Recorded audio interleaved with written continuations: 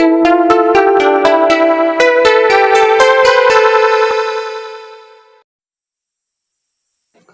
Students, आज के programme में जो मैं बताने वाला हूँ वो है आपका बाइनरी सर्च का प्रोग्राम।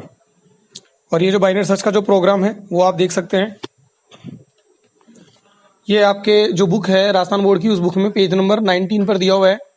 और इस प्रोग्राम के बारे में अभी एक्सप्लेन मैं कर रहा हूँ, तो आप स्क्रीन पर देख सकते हैं। सबसे पहले लगाया हुआ है hash include str.h conio.h voidmain, और उसके बाद में जो वेरिएबल लिए हुए हैं C, first, last, middle, end, search और एरे। यहाँ पर जो एरे लिया हुआ है वो 100 का लिया हुआ है, क्योंकि इसमें आप अधिकतम 100 की मेमोरी आप ले सकते हैं। और इम्पोर्टेंट बात जो है इस प्रोग्राम के बारे में बता दूं, इसमें प्रोग्राम में क्या होता है कि जो प्रोग्राम बनता है इसमें बीच के मतलब 2 हिस्से हो जाते हैं। मतलब बाइनरी सर्च में जो भी एरे होता है उसके 2 हिस्से बन जाते हैं, जिसमें आधा हिस्सा अलग आधा हिस्सा अलग, क्योंकि जो भी एरे होता है उसमें आधे हिस्से करके 2 टुकड़े करके वैल्यू को कंपेयर किया जाता है। तो अभी आप इसमें देख सकते हैं, क्योंकि यदि अगर जो प्रोग्राम का जो मान कम होता है तो निचले आधे हिस्से में, नहीं तो ऊपर के आधे हिस्से में इसको कंपेयर किया जाता है। तो CLRS स्क्रीन को क्लियर करने के लिए लगाया गया।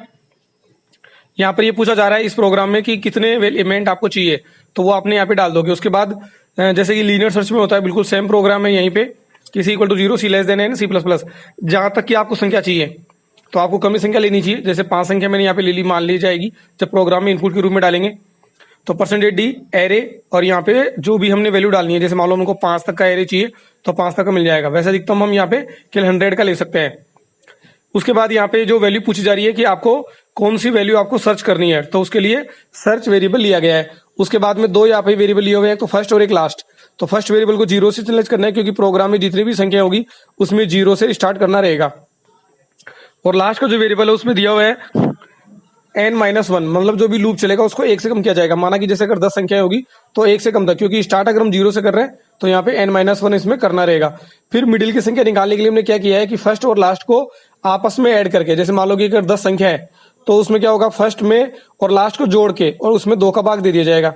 तो 2 का भाग देने के बाद जो भी उसका बीच का पॉइंट बनेगा, जैसे 10 में 10 संख्या हो रही है तो 10 में 2 का भाग देंगे तो 5 बन जाएगा। तो यहाँ पे कंपेयर किया जा रहा है कि अगर जो संख्याएं हैं वो जो पहली से जो संख्या है वो लास्ट के से कम है, मतलब जो पहला हिस्सा है उसकी जो संख्याएं अगर दी हुई है वो लास्ट के हिस्से से कम है, तो इसमें कंपेयर किया जाएगा कि एरे की जो मिडिल पोजीशन कौन सी बनेगी, जो कि उसमें बीच का तत्व निकलेगा। क्योंकि फर्स्ट और मिडिल को जोड़ने पर जो 2 का भाग देने पर जो मिडिल की संख्या आएगी उसको हम मिडिल से कंपेयर कर रहे हैं। तो एरे की जो मिडिल पोजीशन जो होगी, जैसे मान लो कि मिडिल पोजीशन आ गई 5वें नंबर का स्थान, तो उसको सर्च की से कंपेयर किया जाएगा।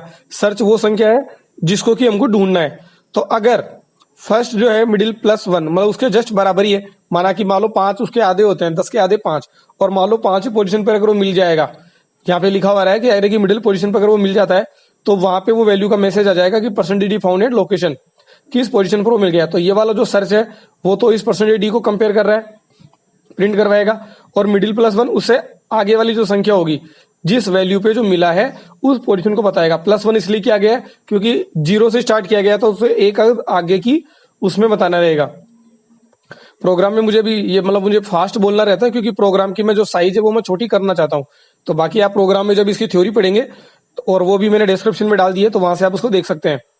तो एल्स अगर मान लो वैल्यू नहीं मिलती है तो लास्ट इक्वल टू मिडिल -1, तो एक वैल्यू कम, मतलब कि जो निचला जो आधा हिस्सा है उसमें इस चीज को कंपेयर किया जाएगा।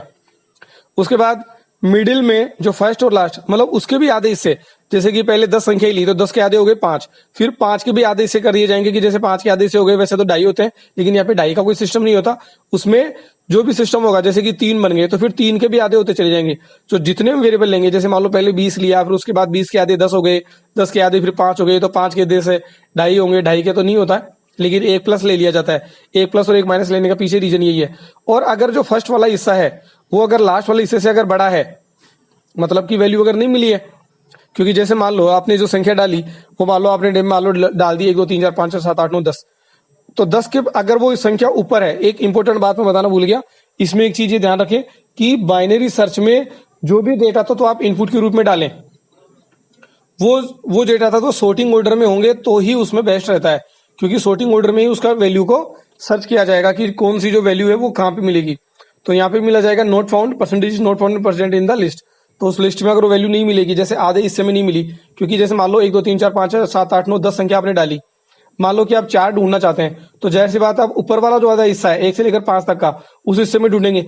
अगर मान लो जो वैल्यू आप ढूंढना चाहते हैं 4, अगर आप उसको सेकंड वैल्यू में आप ढूंढेंगे तो वो तो वैसे भी नहीं मिलेगी। तो इस तरह से आप इसको देख सकते हैं। इस प्रोग्राम को मैंने Ctrl+F9 से इसको कंपाइल किया। कंपाइल करने के बाद इसके अंदर जो भी एरर और जो वार्निंग होगी वो इसके बारे में चेक होगी, और उसके बाद स्क्रीन पर आपको आउटपुट नजर आ रहा है। माना कि मैंने यहाँ पर केवल इसकी 5 संख्या डाल दी, तो मैं 6 डाल देता हूँ। 6 संख्या मैं यहाँ पे डाल रहा हूँ। आप देख सकते हैं कीबोर्ड की आपको आवाज आ रही होगी। तो जो भी संख्या मैंने यहाँ पे डाली है उसमें मैं 6 संख्या यहाँ पे इनपुट के रूप में डाल रहा हूँ। उसके बाद वो पूछ रहा है कि कौन सी वैल्यू आपको सर्च करनी है। जैसे कि मैंने यहाँ पे डाल दिया कि आपको यहाँ पे मान लो कि 7 वैल्यू सर्च करनी है, तो यहाँ पे आपको मिल गई है कि 7 जो वैल्यू है फाउंड एट लोकेशन 2। उसके बाद एक बार वापस से मैं इसको कंपाइल कर रहा हूँ क्योंकि वैल्यू मिल चुकी है।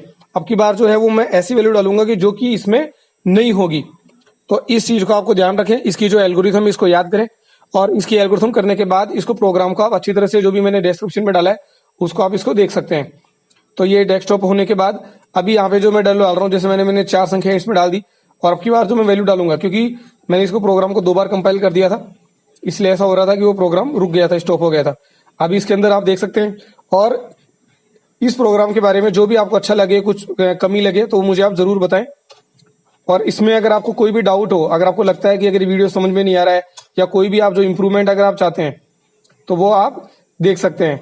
तो यहाँ पे मैंने 4 डिजिट डाल दिए, 6 9 4 9, लेकिन मैं इस बार जो सर्च करना चाहता हूँ वो मैं 8 सर्च करना चाहता हूँ, जो कि इसमें अवेलेबल नहीं है।